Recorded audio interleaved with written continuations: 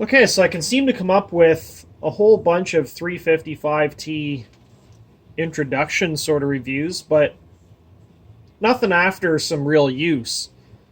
This is 2 years on this saw now.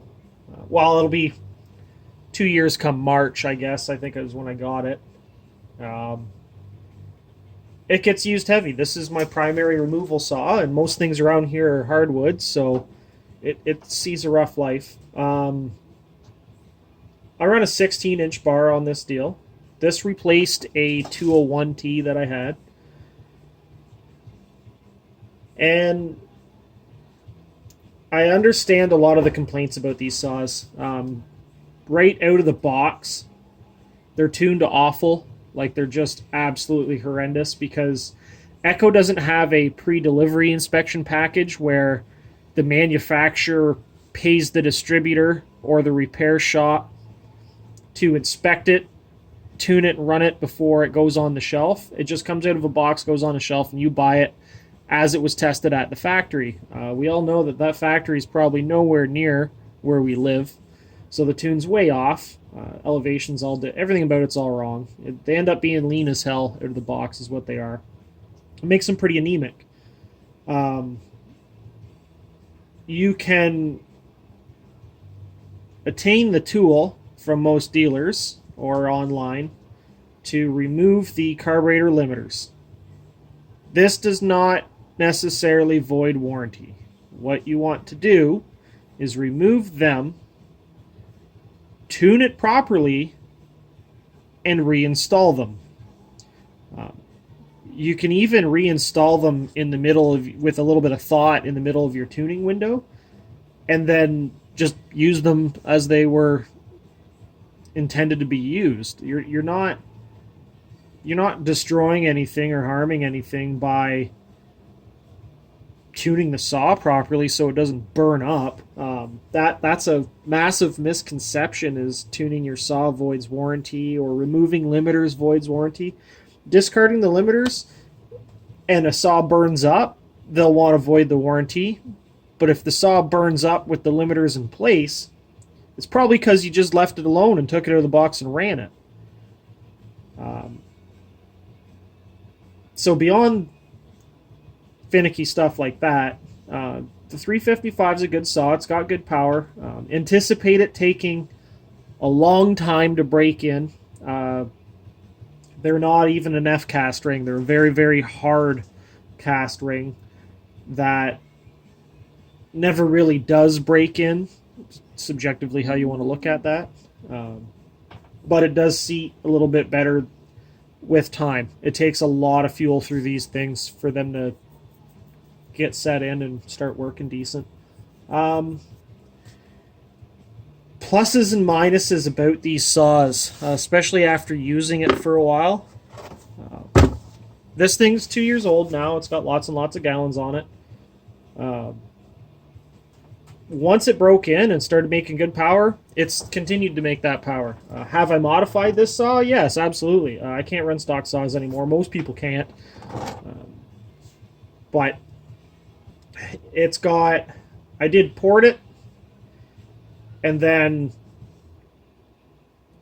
I ported it again, and then I did some timing and exhaust, and honestly, if I were to do it all over again, I would just do the timing and exhaust. The problem with these engines is that it's a long block configuration. So the cylinder head doesn't mount flush to two halves of a crankcase like a traditional saw. These are more like those other disposable saws you see from other brands where the top half of the crankcase is a part of the cylinder. You drop the entire rotating assembly in the bottom and then clamshell it together. What this prevents people doing is it prevents us of lowering the cylinder height to tighten the saw up to bump compression. Without increasing compression, the stock port and port timing is pretty good with these saws. It's about as good as you're going to get without bumping that compression. So I don't feel it's worth the time invested, and certainly not the money, to actually port this saw for the gains you get out of it. That being said, I developed these outlets that solve a laundry list of issues. There's another video on that, but this was one of the major benefits, and this and the ignition timing advance. And not a ton of advance. 8 degrees is a ton, and it's really happy with it. I wouldn't bother going any farther, doing some plug readings and stuff like that. It's really happy with that. I think I've got another video out there on reading plugs too, but anyway. As far as modifications go, you really want to play with the exhaust. Some timing's good. And if you have large hands at all, get rid of this stupid starter handle. If you wear gloves, you can't really feel it. If you've got larger hands, it's hard to find. It's hard to get a good grip on it because the profile to the saw is tight, which is great. That's a great idea. Keep it tight to the saw so you don't catch it on anything. But I can't get my hands around the thing comfortably. I stuck an old Husqvarna handle on it that I had, which has been much, much better. I'd like to actually develop something a little bit better than that. Maybe go to an aluminum handle or something. But again, that's finicky stuff. Big pluses with these saws, especially in the long run, is they are so inexpensive to maintain. It's ridiculous. You can get an air filter and fuel filter and spark plug in a kit from Echo. It's like a complete maintenance package for the deal. And it's cheap. It's like 24 bucks Canadian, so probably 15 bucks American would buy you one. That's cheap. That's real cheap. I don't favor the filters, so there's another thing that's coming along. I do these outlets. I've been doing that a while. These are working out great. I don't know if you can really catch that from the backside, but if you've ever seen the OEM version of this, they don't flow much. This is a twin-piped deal, great big orifice in the back, and the major benefit to this is getting exhaust gases out from under the cover.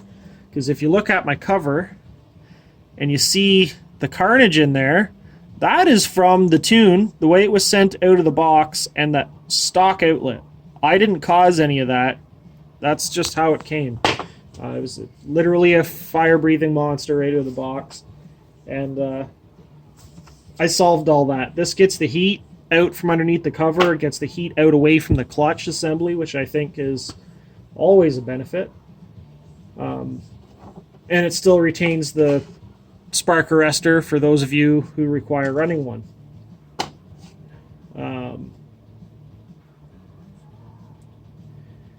I have coming a design for a better air filter system.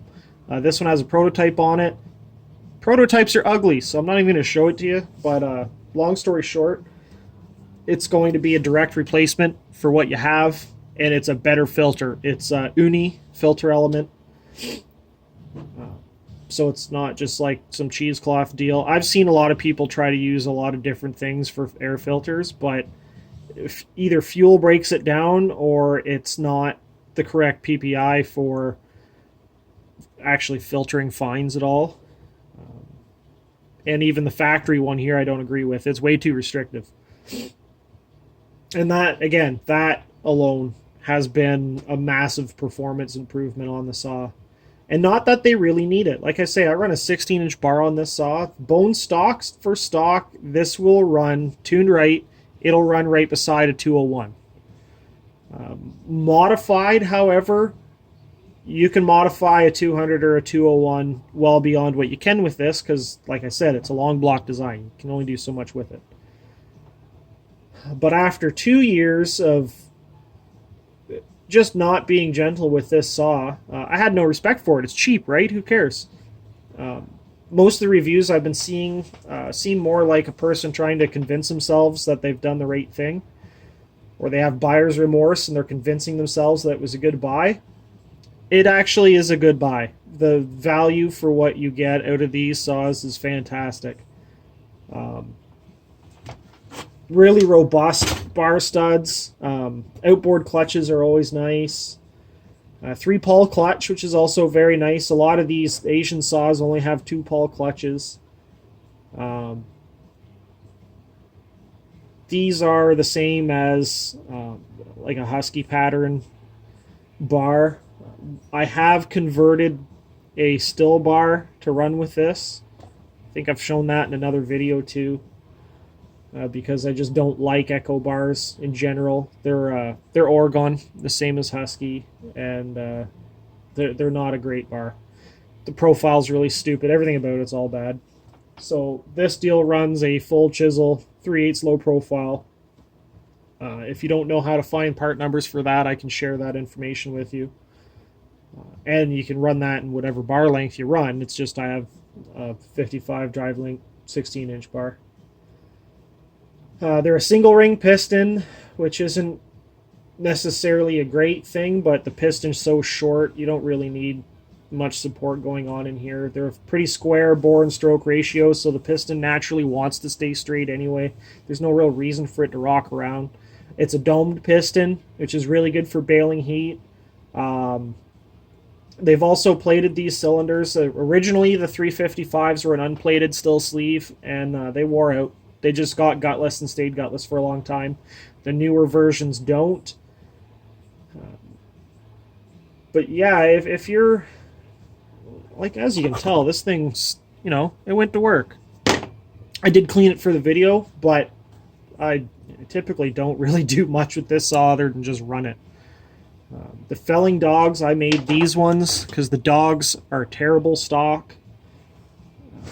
They exist, but they don't really do any good. So this is just 1/8" mild steel that I've carved up. And I carved it up just to see if it was going to be any good, and it turned out I really liked it, so I just left it. They're not even that much longer than the stock one. It's just the stock one, the pattern's not very wide. They're very, very tight to one another, and in most bark, it might as well just be a flat edge. You can't grab anything with it. These are a little more aggressive and work much better. But yet they're not a greater profile, so they don't stick into anything or give you any negative issues. It's just they worked out good. So yeah, that's pretty much all you want to do with one of these saws. It's a waste of time to try to go any farther because they come a good saw. They're very, very inexpensive to repair and maintain if you have to, and even that being said, I've not done anything with this saw other than maintenance. I've not had to replace the oil pump in any way. I've not had to replace clutches or springs or any of that crap. The saw just works good for what it does.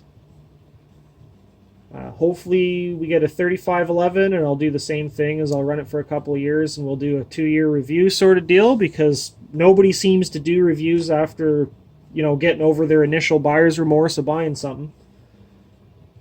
So no more feel-good videos about this. I'm just going to run it until it dies, and as far as it goes right now, it's not headed that way at all, so I'll likely have this for a few years before I have to replace it. Anyway, have a good one.